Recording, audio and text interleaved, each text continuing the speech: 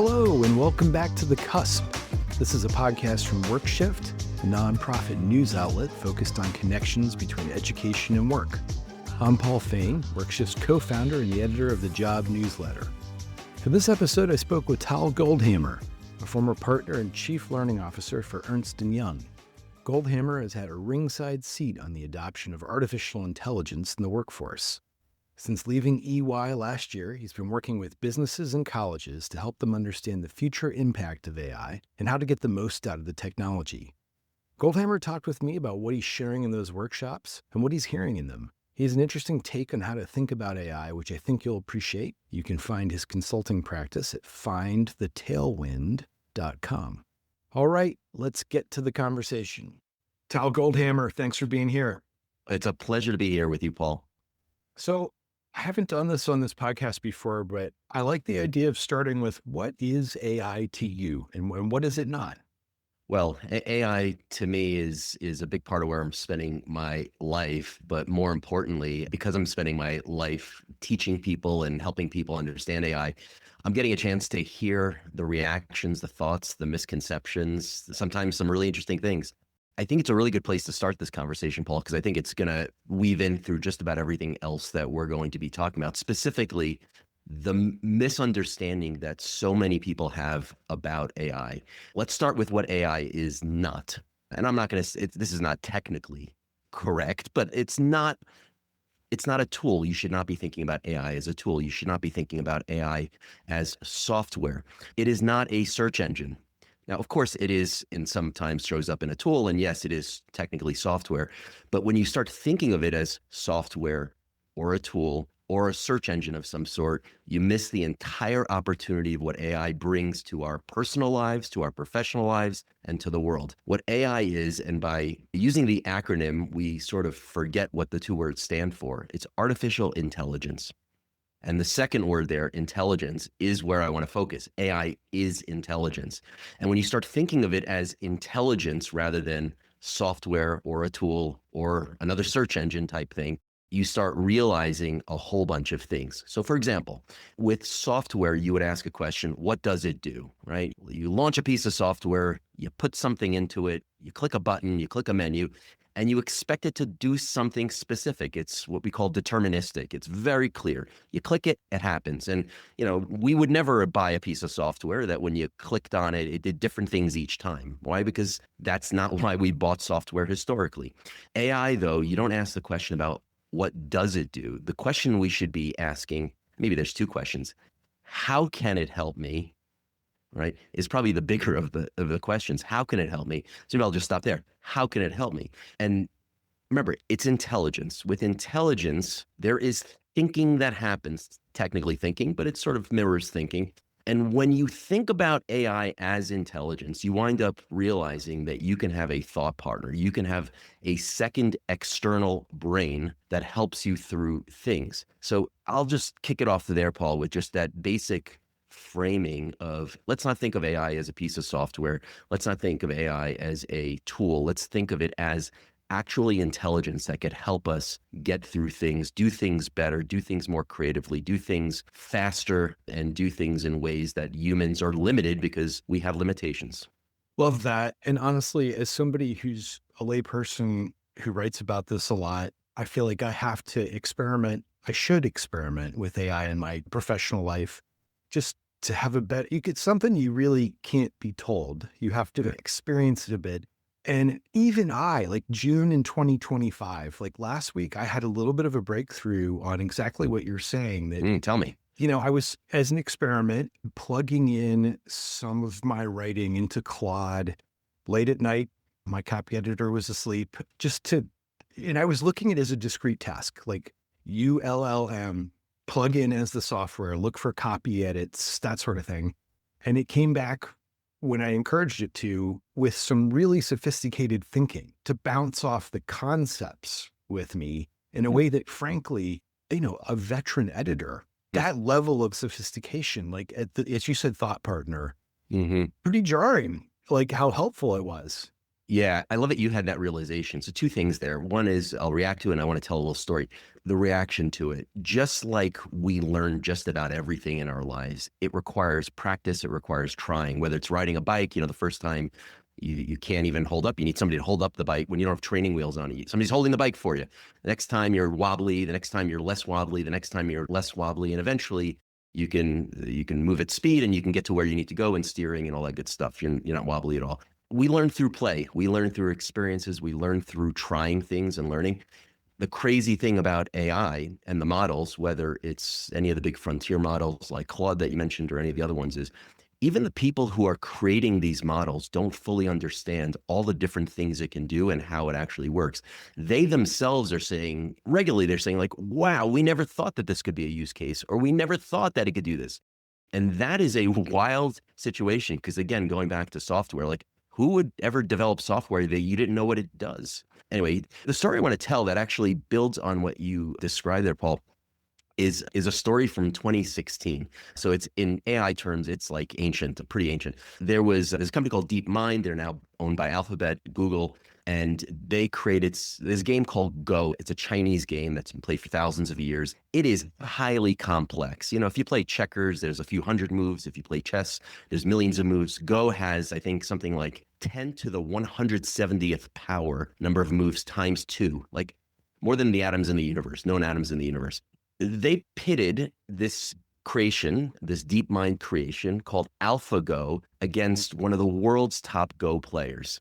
And this was public, and a lot of people, even our listeners here, know about this story, but there's a piece of the story that many people don't know. So let me just jump to the end here, which is, yeah, of course, AlphaGo beat Lee Sedol, one of the world champion Go players. And that's where most people end the story. Here's what I find most fascinating about that story is they configured AlphaGo to win by 1.5 points with 99% confidence. Like that's not the way, Paul, you and I play games. When we play games, we play to win points. And when we're winning points, we continue to try to win more points. But when you're configured to just win by 1.5 points with 99% confidence, you play the game very, very differently. You take all sorts of additional risks. And when you have the kind of memory that AI has, which is having studied all the rules of Go and millions of games of Go, you wind up coming up with new ideas. And that's exactly what AlphaGo did in this match against Lee Sedol in 2016. When the developers of AlphaGo looked at the moves that AlphaGo came up with, they realized that it had come up with, like if humans played the game of Go for thousands of more years, they still would not have come up with these moves. So, the realization that you had when you put something in and it gave you all sorts of new insights and maybe even asked you some questions or prompted you in some different ways, that is what AI is capable of doing. That is something that humans are just limited in doing. So when people talk about AI not being creative, like I question that. Like I understand why they're saying that. They're saying that because it's trained on everything that we've written and we've created, mankind has created. But it is able to create some new things on its own. It's able to discover things on its own far more complex than we humans. And I think that's the opportunity for us as people who are living in the world, in our personal lives, in our professional lives, whether we're employees, whether we're educators, whether we're just human beings trying to eat healthier or write things and write things better. Well, I really like that example. The creativity piece is something that even I, as viewing it as a tool, a discrete tool for discrete tasks, creativity doesn't come to mind there. Another guest on this show, George Siemens, a scientist who's just fantastic on this stuff. He showed me the Go kind of the chart of how fast it got better, right? That adoption curve thing, which is very jarring and hard to get your head around too. Thinking about that in this moment, again, June 2025, you've got to do that these days. How fast do you think some of the big changes might hit in terms of businesses, colleges, K-12, et cetera?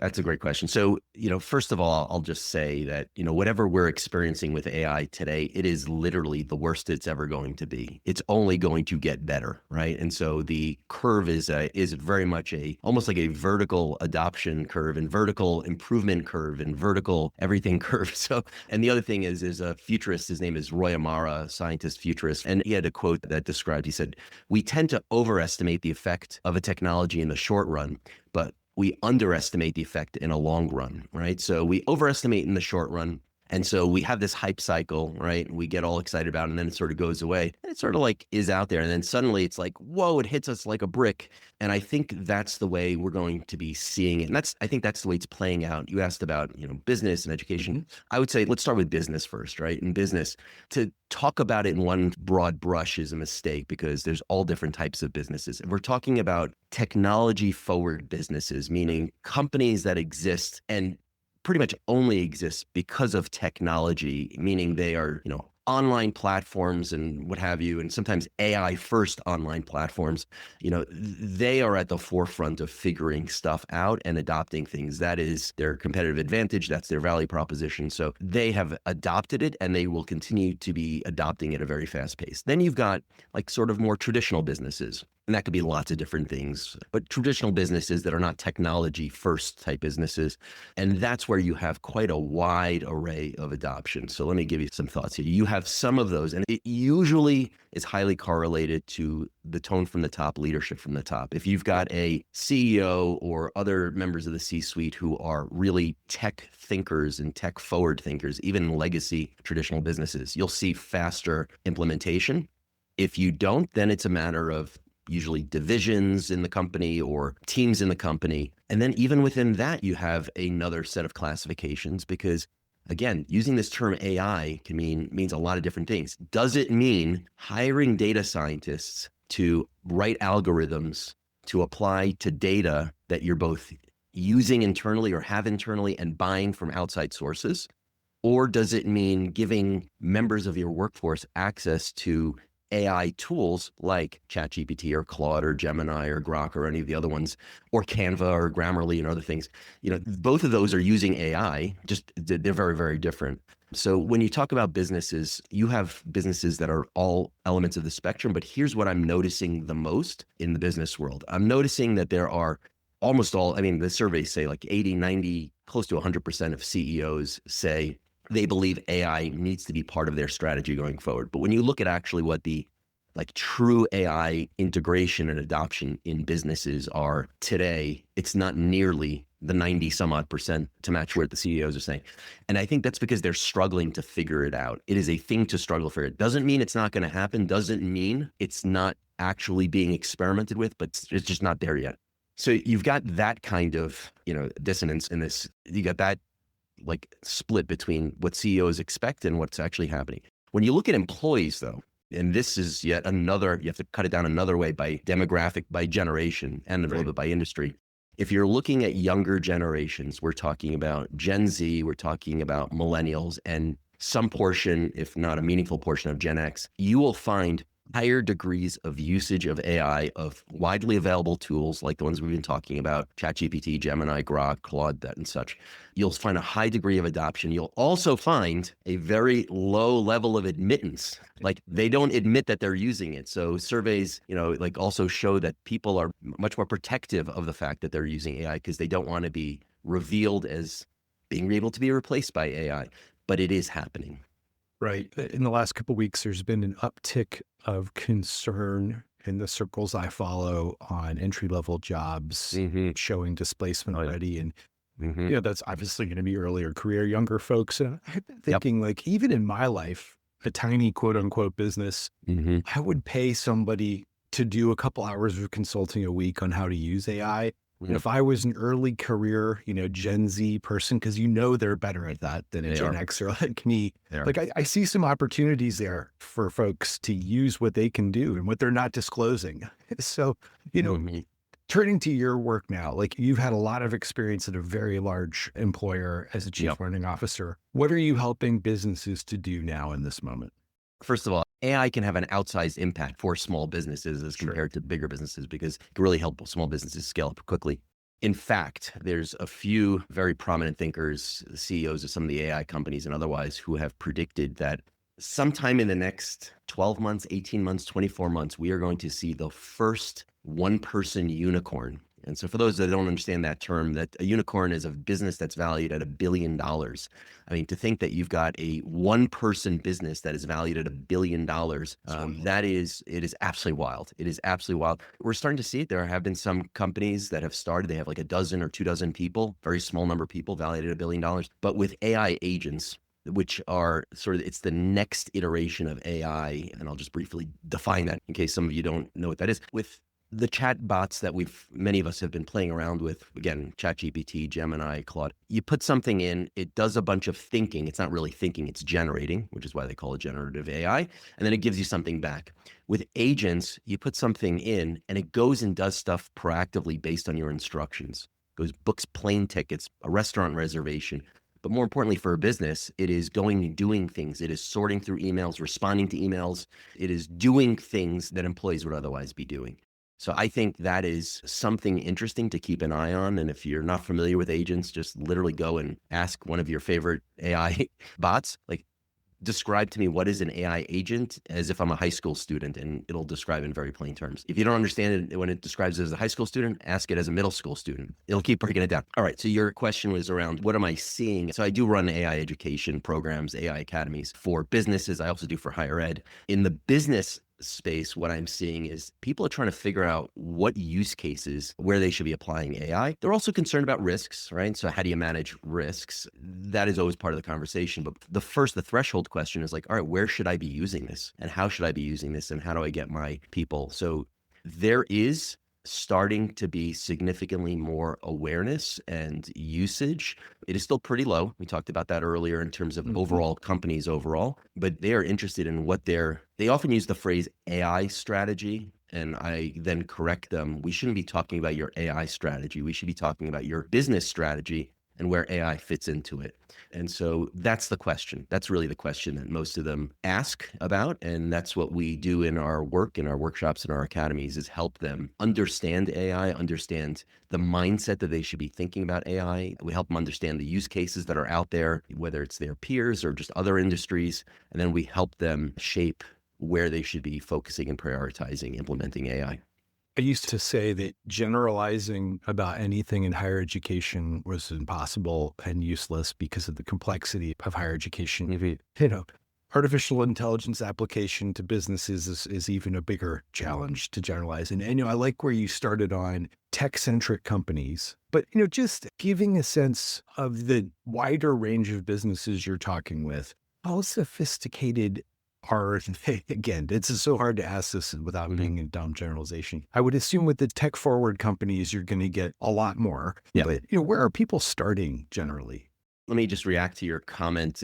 Every industry believes that their industry can't be generalized, and it turns out usually you can. Now, I'm not suggesting that's a good thing to do. I'm just saying that you pretty much can nail most industries, just like I just did with tech forward companies. I generalized. Nobody's as special as they think. That's generally the case. And I think the same is, by the way, with higher ed. I mentioned I do some work with higher ed and faculty and teaching them AI. And you're right. Everyone thinks that they're a little bit special, and they're special in their own way, but generally speaking, when it comes to things like this, they're not that special. Your question is, where do you start? I think the place to start is sort of what we talked about earlier, which is playing around with it, right? Whether you're looking for like business grade, enterprise grade AI to implement somewhere, or just giving AI access to some of your teams so that they can use it in their productivity and their workflows and do the things that they want to do. It's playing with it. And, like we said, even the developers of AI don't know all the use cases. They've left it up to us as users, which is also sounds crazy. We can't get our heads around that.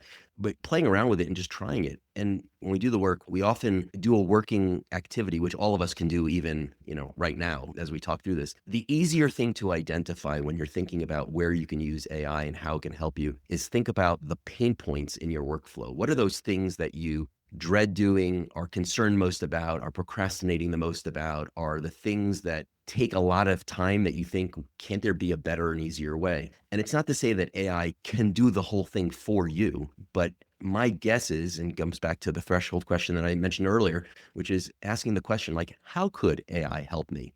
And here's the crazy part with AI compared to other software, which is you can ask AI, how can you help me with this? I have to go write this, as you mentioned, like write an article, write a piece, write a thought leadership piece. I got to analyze this document. I got to analyze this spreadsheet. I got to make 3 important decisions. How can you help me?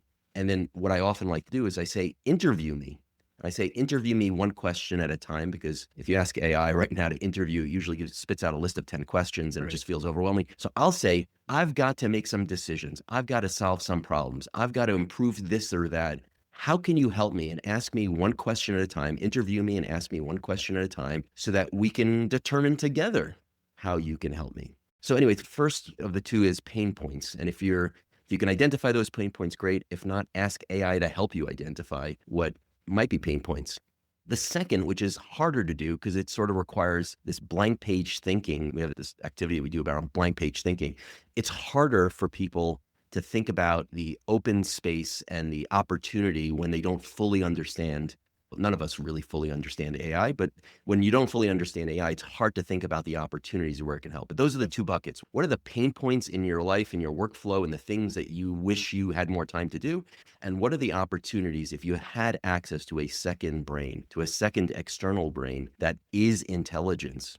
How would you use that? Would you just use it to help you rewrite emails or draft a memo or draft new names for a program? Or would you ask it to, really help you think and solve complex problems? What are those opportunities? So pain points and opportunities is a framework that we like to use.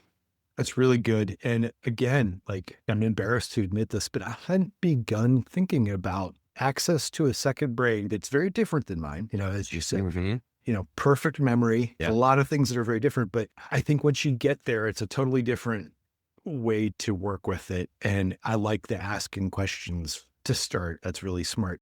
Like me, a lot of people's attitudes are changing pretty quickly as the technology changes Mhm. very quickly. Some people slower than others, but I have found very strong opinions about artificial intelligence. Like people, Mhm. and I get that you want to kind of control things you don't understand, and this is threatening and scary. Mhm. When you're working with folks, is there a lot of resistance focused on like, hey, the hallucinations here, how can we trust any of Mm. this? Like, do you see a lot of that? Or attitudes changing, and how do you kind of break through there? Yeah, great question. I do see attitudes changing. First of all, to understand what a hallucination is, you have to understand what is AI. So that's one of the things we do in our programs is break it down. Why are hallucinations happening? The basic short answer here is that when you're using an LLM like ChatGPT or Claude, it is essentially a very large autocomplete. It hasn't memorized the internet. It's predicting the next word or next phrase that it's going to display to you. So each time it's recreating what it thinks you might want and need. And sometimes it gets it wrong. And that's what we call a hallucination when we get it wrong. The two things that people often bring up are hallucinations and AI is biased. And AI could be biased, but that's usually not where the bias sits, meaning like it's not in the algorithms, it's not in the model itself. Certainly that is a possibility, but generally that's not the case. Where the bias sits is in the information that it was trained upon. And that was created by humans and we created it. So AI doesn't create bias. AI doesn't have bias typically. However, AI shines a spotlight on the biases in our lives, in the things we've written, in the things we've said, and the things we've thought and put down on paper, and lots of other things that it was trained on. You can actually use AI, and this is where I calm people's nerves on this. You can actually use AI to help shine a light on biases and blind spots and hallucinations. How do you do that? Well, I don't know. Like you use it for something, and then you ask the question, how might somebody spot bias? Like not me, not you, but like how might somebody who's reading this, what biases might they spot in this? What blind spots have I not thought about when I gave you the instructions to do X, Y, or Z? And what should I do? So you can use AI as a challenger, as a devil's advocate, as a skeptic. What are the things in here that are not fully supported by science or, whatever you're focusing on? And that might help you spot some hallucinations. And I'll just say one final thing on this, Paul, which is, if you are a lawyer, if you are a doctor, if you are, an expert witness, so like if the output of AI is important and critical and mission critical, people often use the phrase human in the loop. Right. We like to use the phrase human in the lead.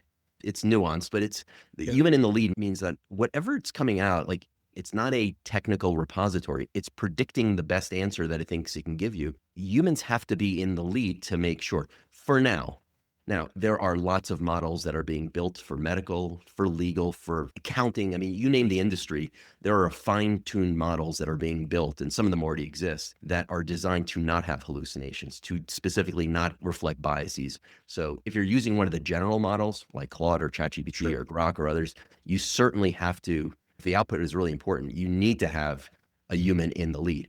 If you're using one of the legal, the medical models that were specifically fine-tuned for those purposes, you could probably rest a little easier, but still, for the time being, I would say human in the lead. But we're getting closer to where the accuracy has gotten significantly better. And when people try and play around with it, they start realizing the value.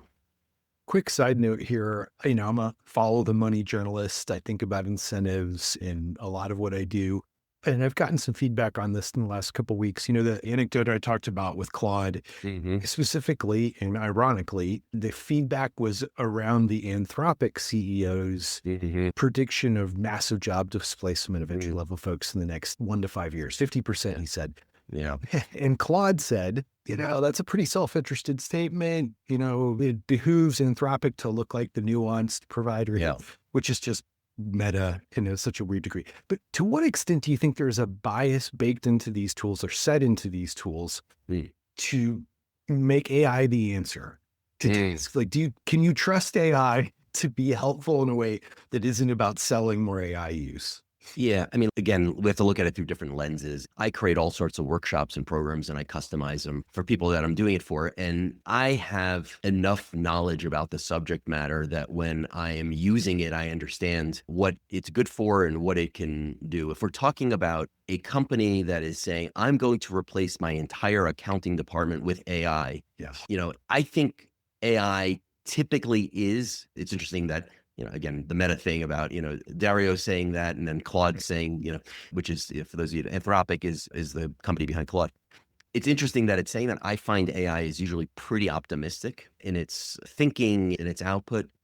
Is it self-interested? I don't know. The phrase anthropomorphize our inclination to do that So powerful. I don't know that it's incentivized one way or the other. I think humans like to find efficient shortcuts to get things done. And many people don't like the tasks that they do at work. I'm not saying that people don't like work. I think we all get fulfillment. If we have a good job or a job that gives us fulfillment, we're happy with the work we're doing. But we don't like to do the minutia that comes along with that work. Sure. And when you take a job and you break it down to its tasks, right, these specific tasks, you start finding that many more of a higher percentage of those tasks are becoming capable of being completed accurately and thoughtfully and well by AI. And when a job has a significant portion of its tasks being able to effectively being done by AI, you get to a place where, what Dario said is that you have, a lot of entry level jobs where AI can do it. And I sort of believe him because you look at the tasks of most jobs, if you break it down to that level, it can be automated. And by the way, let's not limit ourselves to thinking that AI is just on a laptop or desktop computer or a smartphone.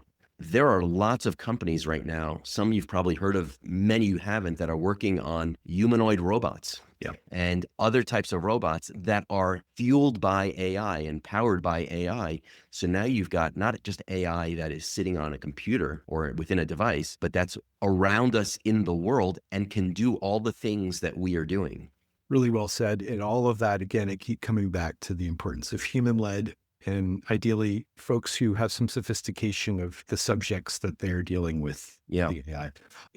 Thinking about a lesser resourced education provider, community college is obviously the core of what I focus on. K-12, four-year institutions, non-college training providers. Tough time right now. And just thinking about what you just said about all of what is automatable, Yeah. how to prepare for that moment. Can you give me a sense of what you're seeing in your work with those sort of folks and how to help people think about this moment? Yeah. Well, I think this is an opportunity and, any industry that is about to get disrupted, and I do believe higher ed is about to get disrupted or is being disrupted, but really about to get disrupted. You have a moment to make a decision and there are going to be players in industry, in every industry, who sees that. There are going to be players that are the laggards and saying, nope, we're not going to do this. Just like there were folks who said the internet is just a passing fad back about 25 years ago. If you've seen some of those headlines, they're sort of fun to look at. But it's real that there are, organizations that believe AI is just a passing fad. They will find out very quickly that that's not the case. So you've got this spectrum of organizations. And in any time when you've got disruptive innovation happening, you have a choice. Do you do something about it or not?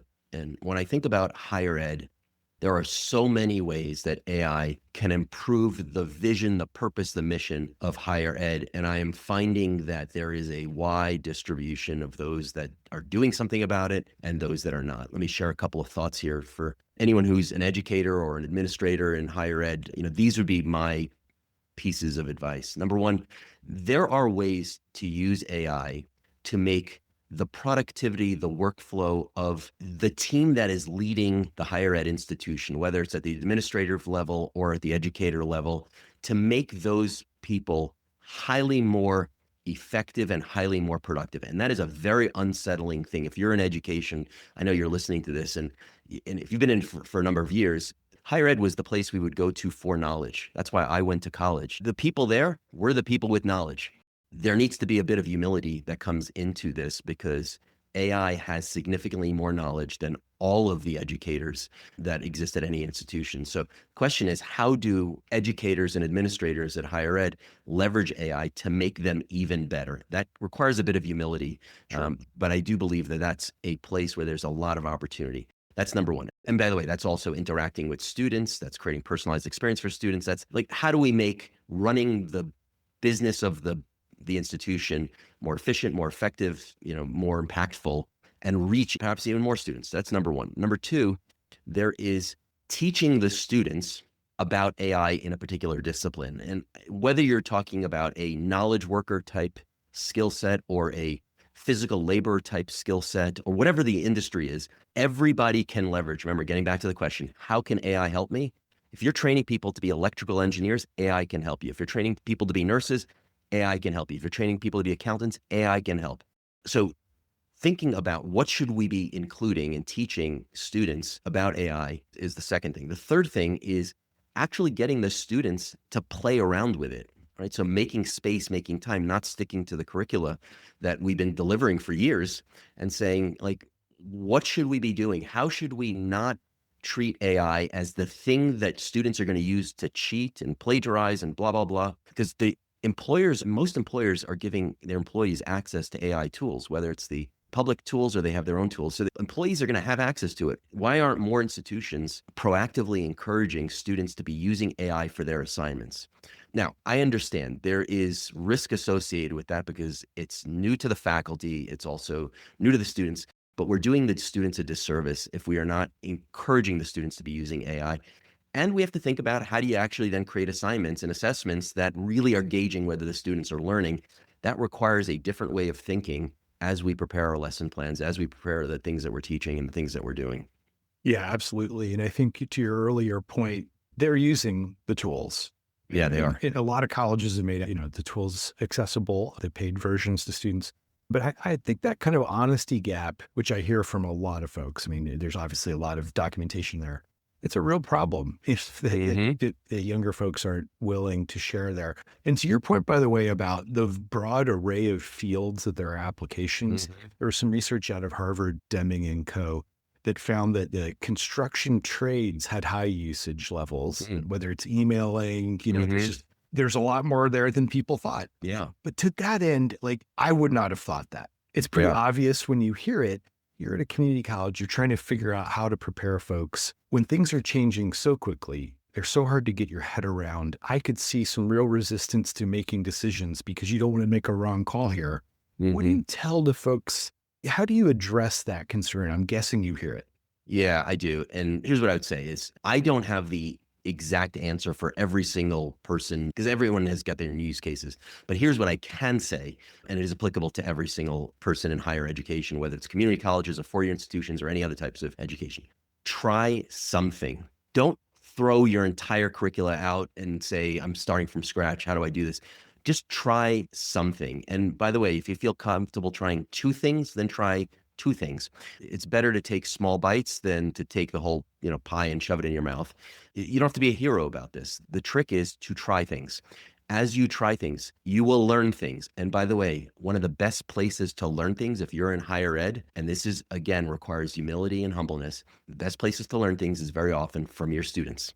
So engage the students. Hey, we've got a class on blank. What do you think? And this is what I want us to all be learning about. How do you think we can incorporate AI that both gives you experience and exposure to AI and helps you actually learn the thing. Number one, you can actually ask AI that question, but if you wanted to engage in a really meaningful, interesting conversation, have the conversation with your students. They will come up with, I guarantee you, and I've given this advice to many educators, and when they've done this, when they've had the courage to do this, and not all of them do, when they've had the courage to do this, they come back and they are blown away. And they said, that was one of the most interesting conversations I've ever had in my career, because they are learning at the same time as their students. And again, this makes it very unsettling. But you asked about what's the advice. The advice I give is don't throw everything out. Just try something. And if you're comfortable trying more than one thing, then try more than one thing. And if you can do it, have the conversation with your students, because they will help you learn and they will give you ideas. Really good stuff. As a last thought here, thinking again about folks in education and job training who don't have the resources of the elite four-year universities, should they be afraid? Should they be optimistic about this technology, this access to second brains, helping them deliver a better product in the next few years? I think so. I think we should all be.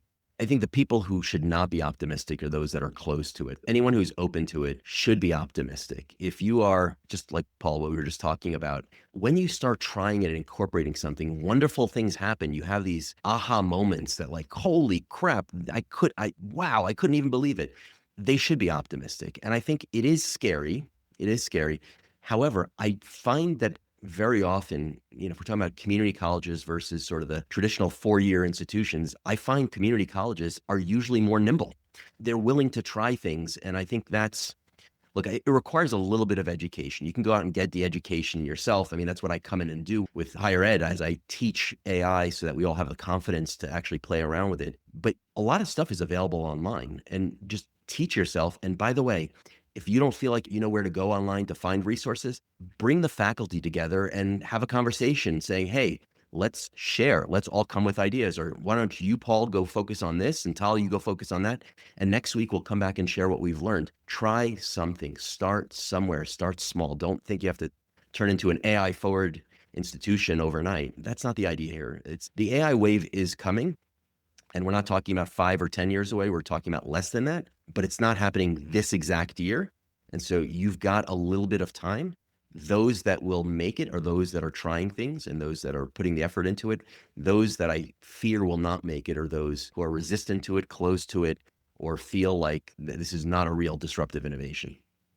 Great advice for all of us in this moment. Tal, thanks so much for sharing your expertise with us. Yeah, it's a pleasure. Thanks for the great conversation. And as you sensed, I am very bullish on AI and the impact it's going to have for us as humans, for solving food scarcity, big issues in the world. The way we're going to do that is probably not people like you and I who are later in our careers. It's going to be the next generation. And if we have a responsibility, if we're entrusted with the responsibility to inspire, to educate, to move that generation forward, I can't see how we could ignore AI in that conversation. Anyway, so thanks so much for having me, Paul. Really been a great conversation. With you on that. Thanks very much. Thanks for tuning into The Cusp. We're available wherever you get your podcasts. Be sure to subscribe. You can visit us at thecusp.ai. The launch of this podcast was made possible by the collective philanthropic support of the Walmart Foundation, GitLab Foundation, Cognizant, and the Kapor Center. Thanks to our supporters and to you all for listening. Catch you next time.